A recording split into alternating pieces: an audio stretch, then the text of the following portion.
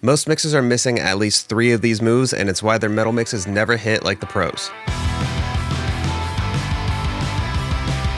Here are 5 things I do in every metal mix that you might not be doing yet. And if you stick around to the end, I got a bonus tip for you, and I'll show you how to get my EQ cheat sheet for free. So tip number 1, multi-band sidechain the kick to the bass. Low end in metal is super tricky. You always have a kick drum and a bass guitar fighting for the same space. I've got a few solutions, but my go-to, multi-band sidechain compression. I only duck the bass in the low end range when the kick hits, leaving the rest of the bass untouched. This keeps the kick punchy without turning your bass into Swiss cheese. So let me go in and show you what I'm talking about here. If we go to my bass, I'm using Pro MB to do this, and I'm only going up to 213 hertz. So mostly the low end of the bass. So if I just solo the bass now, first off, the bass tone is absolutely disgusting, and that's what I wanted. But if I turn the bass and the kick on, you'll notice you'll see this ducking.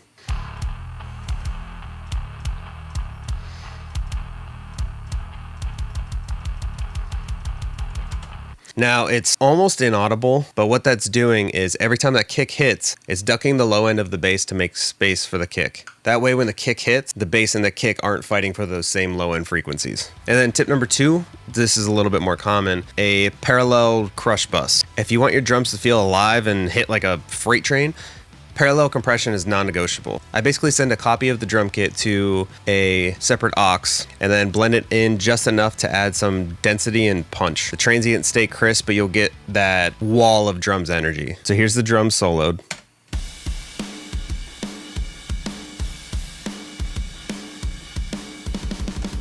And here is just the crush bus.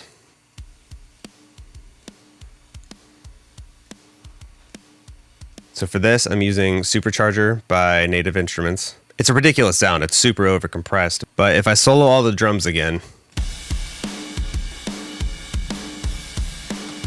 and then I turn this off,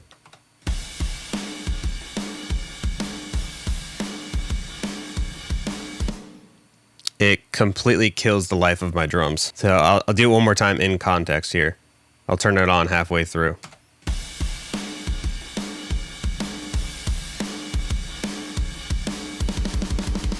It just brings so much energy and vibe to the mix. Tip number 3 is another bass tip. It is splitting the bass, splitting it into a sub and a high track. I never process the bass as one big messy track. I split it into a sub channel and a high channel. Sub stays clean and locked to the kick, while the high channel gets all the distortion, compression, and grit it needs to cut to the mix. Treat them like separate instruments and then glue them together on the bass bus. Your bass will always stay clear this way.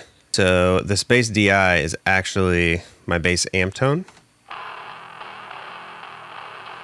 And the bass sub is my subtone. When you do this, if you have a DI for the sub, it's easiest because that way you get a nice clean sound. You can use the amp sound as well, but I find that if possible to use the DI, you'll just get a cleaner tone. So all I have there, I'm just cutting out all the high-end frequencies up to 125 and then compressing them here.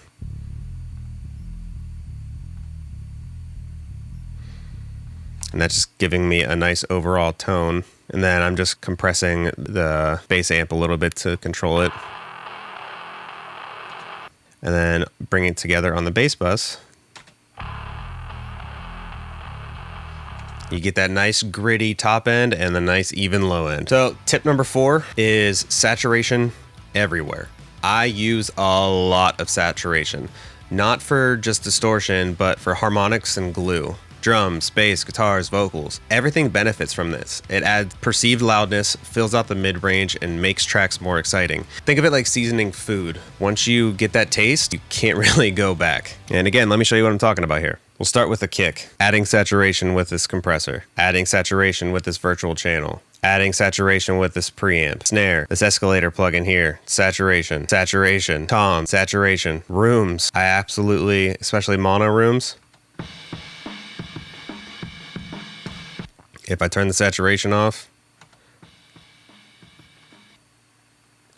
it completely goes away. Same with the normal rooms.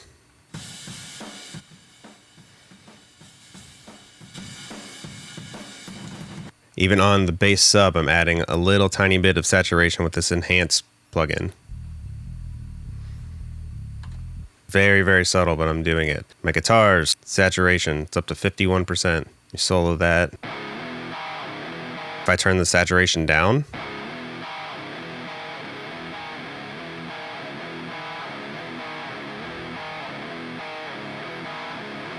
if you listen, it's completely filling out the mid-range. Vocals, adding saturation with this virtual channel, adding saturation with distortion on the distressor. There's technically saturation on this compressor too. With my screams, I'm sending them to a distortion bus where I add more saturation. I have saturation on each of my sum buses here, my bass, my guitar, my post-production. There's saturation on all of those. There's a tape saturation here, add more saturation, and then more saturation. If you don't understand by now, use saturation. Don't be afraid to push it. So tip number 5 is clipping my drum shells. Not only am I smashing my kick, snare, and toms with compression, I also am clipping them. It's going to shave off the top of the transient in a musical way, add subtle amounts of distortion to them to make them hit harder and stay consistent without losing life. It's kind of like just telling your drums to punch hard, but also stay in control. Let me show you how I do that. Here's the drums for context.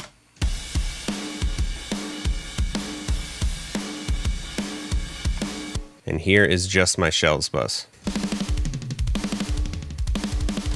So for my shells, I have some extra parallel compression here. And then this is the clipping that I'm doing.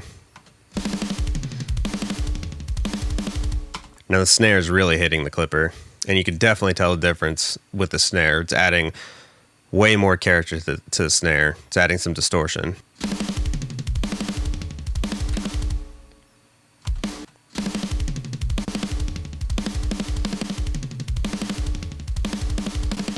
And just to exaggerate it,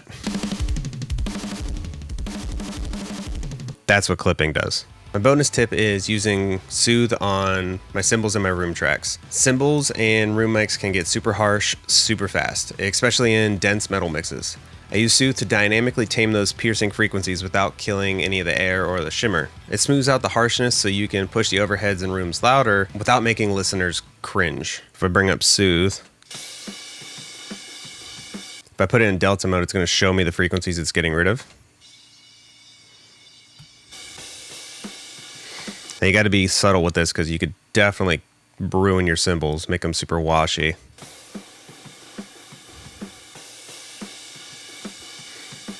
Somewhere around there is good. The rooms.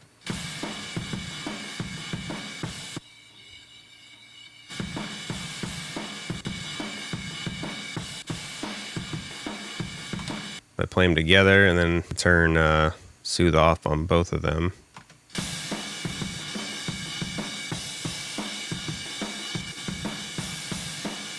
Hear how it instantly cleans up all those high, harsh frequencies.